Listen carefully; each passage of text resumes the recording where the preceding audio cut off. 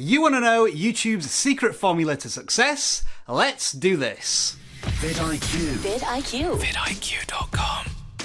Hello folks, welcome back to vidIQ and my name is Rob. If this is your first time here, we are the YouTube tool and channel that aims to help you get more views in less time, grow your channel and make an impact with your audience. Now, this secret formula, we knew nothing about it until around about March of this year, and then YouTube released some new analytics, and we've been looking over these over the last couple of months, and we now think we've got some useful suggestions to help you grow your channel by using these analytics. Let's take a look at what they are. To access these new numbers, go to YouTube Analytics as normal, and then you will see a new link at the top on the left hand side. It's called the Creator Beta Studio. This has been at the bottom of the list for almost a year now, but YouTube wants to bring this screen front and center, presumably for an eventual change to those analytics. Don't worry, nothing's changing immediately, but in order to access these new numbers, you will need to go there. So once you're in this new set of screens that look a little bit intimidating, go to Analytics,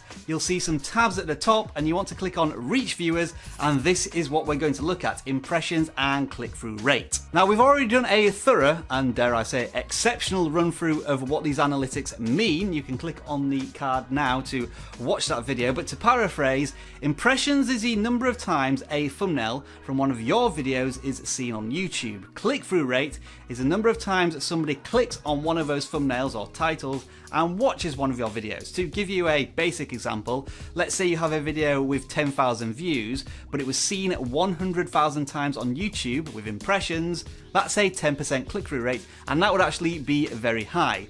But what does this actually mean in terms of your YouTube channel? How can you use these analytics to better help you grow your channel? Well, what we want to do is look at this funnel analytic to the right hand side. What does this mean? At the top here then we can see impressions and click-through rate, and that leads to views. But what do views lead to? Yeah, you can see where this is going. Watch time. If people are watching videos on YouTube, that means YouTube can sell more advertisements to you as viewers. So if your videos are generating a lot of watch time, what do you think YouTube wants to do with those videos? Promote them more. Therefore, you'll get more impressions, you'll get more click-through, you'll get more views, and you'll get more watch time. It's a feedback loop, and you want to create a massive ball of watch time goodness. Now I think you're going to have a very legitimate question at this point. How can we prove that YouTube is helping to share content that's doing well in terms of watch time? And the answer comes from YouTube in this funnel graph. At the very top where it shows impressions, it actually shows you how much YouTube is recommending your content versus how much your audience has to put work in to find your content. If you draw your mouse over the information icon at the top, you will see in orange where YouTube is actively recommending your content. Whether that be on a watch page, as suggested videos, or on home pages where people aren't subscribed to you, maybe they're not even aware of your content, but because it's doing so well and YouTube thinks that this particular person may be interested in your content, it's pushing your videos to them. In grey, we see where the videos appear when people are actively searching for your content, so they're having to put more work in. If YouTube is promoting your content, you have a better chance of it being seen by a lot more people, which leads to an interesting contrast when it comes to click-through rates. When your videos become more successful, and I say when, not if, because you produce awesome content, you may actually find that your click-through rate on your videos goes down. This is because when you're sharing your content effectively with your core audience, your community, when it's first released, it goes out to subscribers first, they're more likely to click on the video because they're invested in you as a channel. But when the videos get more successful, YouTube wants to share it with more people, they're less invested. And so your thumbnails have to do more of the work and they may not click on your videos. But what would you prefer? YouTube to share your video with 100 people and everybody watch it, or YouTube to share your content with 1 million people and 10% of those people watch it? I'll let you decide on that one. Alright, let's try and summarise this secret YouTube formula. And a personal request here, if you do have a heart, please do give this video a thumbs up because the following graphics took hours to build and they're only on screen for seconds. Let's take a look. Your video is released and it's shared with a YouTube audience. Those are your impressions. People click on that video and you get some views. Now the important part, how good is that video? Let's say it's awesome and you get massive watch time.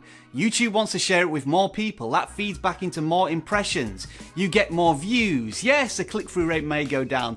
The view duration may even go down a little bit, but your watch time will increase exponentially. You get it? Phew, that's a relief. I need a rest, just a sec. Phew. Man, that is hard work. Yeah. Whew. Wow. Rob? Hey Rob, we've not finished yet. Yeah, no, I'm just getting some more watch time out of these gullible viewers.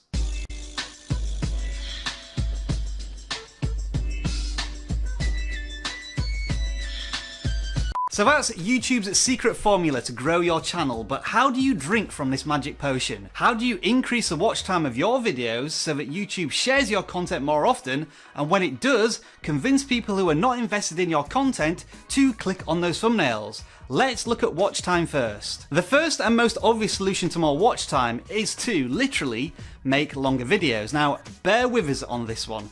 We understand that that's quite a rudimentary suggestion. Yeah, I'll just make videos that are twice as long and people are going to watch for twice as much time. Hang on, making longer videos is much harder to do for me because of the way I edit my videos. My videos are strictly about giving information as quickly and as succinctly as possible, and I just can't do that. This is where you have to challenge yourself as a video creator to do something completely new and unexpected, to find out if experimenting with your videos gives you new ideas and new strategies. So for the next video, or next couple of videos, try making it twice as long as you usually would, or 50% longer than you usually would. The idea behind this challenge is to not necessarily get twice as much watch time. It's to make you think about how you would approach making longer videos. It's to take you out of your comfort zone. Think about how I will be able to tell a story when I've got twice as much time to do it in.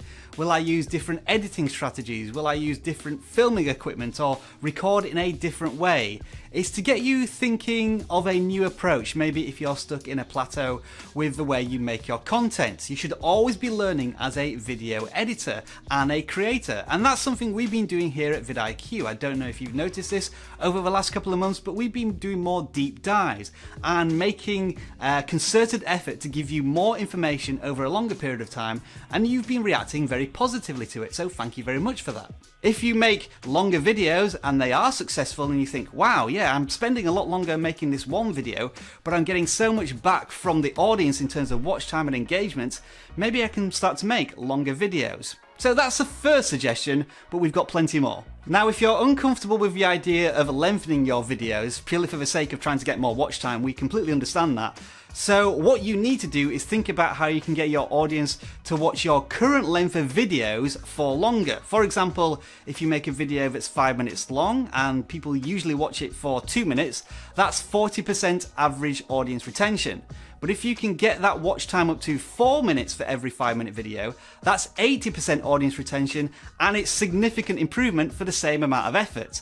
But you do have to mess around with how you present your videos. How you can find out whether the changes to your videos are making an impact: you look at the audience retention of your videos. Here's how to do it. On the classic YouTube Creator Studio, so we're not talking about the beta edition here, there should be a graph which is average view duration. If you click on that, it will show you the average view duration for your entire channel, but at the bottom there will be a list of all of your videos that are performing well that give you average view duration. Click on one of them and it takes you to a separate page where that video will auto play, and it will show you how your audience retention fluctuates throughout this video. Now, here are some things to check out when you're following along with the graph and what it means. If the graph stays relatively high and flat, that means the audience are engaged throughout the video and you're doing an awesome job. Anywhere above 50% is usually a good standard bearer for audience retention. It may dip off towards the end, but that always tends to happen as people leave as you're saying your goodbyes. If, however, there is a sharp decline in your graph right at the start of a video, that usually means that whatever your title and thumbnail said, it wasn't delivered in the first 10, 20, 30 seconds of a video and people are immediately dropping off. So if you are having problems at the very beginning of your video, you may want to think about the content that you're making and how you present it in your thumbnails and your titles. If you're getting weird spikes and dips, that means that the viewers are skipping around your content. They're either missing something out that's boring and they're not interested in it, maybe jumping 30 seconds forward, or you've done something so spectacular in a certain part of a video that they're having to rewind it, just like we did then. Did you see that? You're probably going to have to rewind. One more thing about watch time. People get very bored very quickly unless you use strategies such as pattern interrupt. If you're wondering what pattern interrupt is, you're seeing it right now, with the camera zooming in and zooming out, or a graphic appearing, or a sound effect. Every time we do something on the video, it's to try and keep your attention without diverting, distracting, or annoying you from the content. Look at it on other people's videos. I'm sure you'll see it straight away. They change in the format every couple of seconds just to keep you interested. Okay, let's say you're producing awesome content with high watch time. YouTube loves you. It wants to share your content with more people. You've got to get those people invested in your content even if they don't know who you are. How do you do that? With very enticing thumbnails. Here's a couple of strategies to improve them. This is the title and thumbnail that we intend to use for this video. The final product may vary slightly, but here are the general strategies we use when making this thumbnail. First of all, the thumbnail complements the title, it doesn't try to copy it. The use of this classified document image is a tease to the secret formula. Book readers judge books by their covers, YouTube viewers judge videos by their thumbnails. There is a certain artistic license, you might say. It needs that wow factor. And this classified document, along with my shocking reaction to it, gives you that effect. Seeing a physical person within the thumbnail adds a human connection. Even better if you can see the whites of their eyes. If you can tell an emotion in your thumbnail, that will add to the tease effect of your content. A couple of technical changes we've made to the image. We've added a sharpen effect to the human, which of course is me. That gives me more detail and makes my eyes pop even more. And we've upped the saturation and colour of the whole image, which gives it more vibrancy, especially when it's competing against other thumbnails on suggested videos and on home pages. We've also ensured that we maintain consistency and branding on our content. The same colour scheme that we usually use, the vidIQ logo in the bottom left hand corner. The idea should be that you can put all of your thumbnails together and be able to pick them out against other thumbnails from other YouTube channels. One last thing about thumbnails, keep them simple. Apply the 25% rule. Once you've finished a thumbnail, shrink it down to a quarter of its size and see if it's still as effective. The reason you should do this is because most of your audience will see your thumbnail at 25% of its size, whether it's on a mobile device or in the suggested video column on a desktop. There is so much detail lost in the thumbnails when people actually see them, so make sure that it tells an effective story in the simplest way possible. So there you are folks, a couple of drops of the magic potion to help you unlock YouTube's secret formula. If you've got any strategies that you would like to add to these tips, let us know in the comments below, and let us know how you feel about making longer videos or how to change your thumbnails to make them more enticing. We'd love to know your thoughts and share them with the vidIQ community. Enjoy the rest of your video making day, and we'll see you all again soon. Bye for now.